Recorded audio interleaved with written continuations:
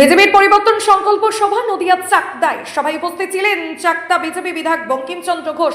তিনি বলেন, বাংলায় এতদিন ধরে ক্ষমতায় থেকে কোনো উন্নয়ন করতে পারেনি তৃণমূল সরকার। আজ নির্বাচন সামনে আসায় উন্নয়নের পাঁচালী নিয়ে মানুষের কাছে যাচ্ছে এভাবে কটাক্ষ করলেন বিজেপি বিধায়ক বঙ্কিমচন্দ্র ঘোষ।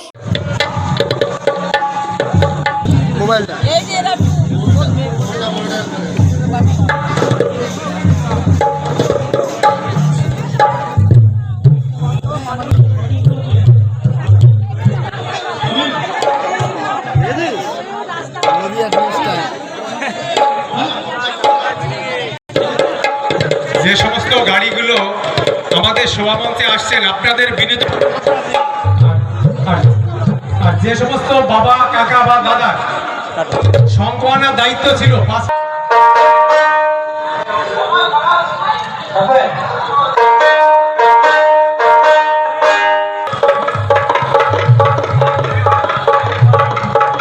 যে দাদার কথা ছিল পাঁচটা সংগঠন, সেই দাদাকে অনুরোধ করবো সংগঠনগুলো আমাদের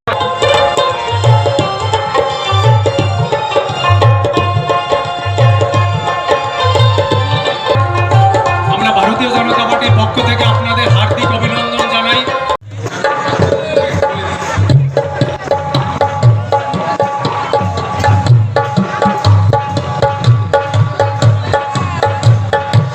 এখন আপনাদের সামনে সঙ্গীত পরিবেশন করবেন। আমাদের সঙ্গীত শিল্পীরা মঞ্চে উপস্থিত হয়েছেন। আপনাদের সামনে